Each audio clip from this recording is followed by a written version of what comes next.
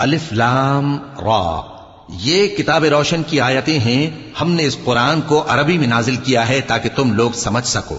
اے پیغمبر، ہم اس قرآن کے ذریعے سے جو ہم نے تمہاری طرف بھیجا ہے تمہیں ایک نہایت اچھا قصہ سناتے ہیں، اور تم اس سے پہلے بے خبر تھے. جب یوسف نے اپنے والد سے کہا کہ ابا، میں نے خواب میں 11 ستاروں اور سورج اور چاند کو دیکھا ہے، دیکھتا کیا ہوں کہ وہ مجھے سجدہ کر رہی ہیں. انہوں نے کہا کہ بیٹا، اپنے خواب کا ذکر اپنے بھائیوں سے نہ کرنا، نہیں تو وہ تمہارے حق میں کوئی چال چلیں گے.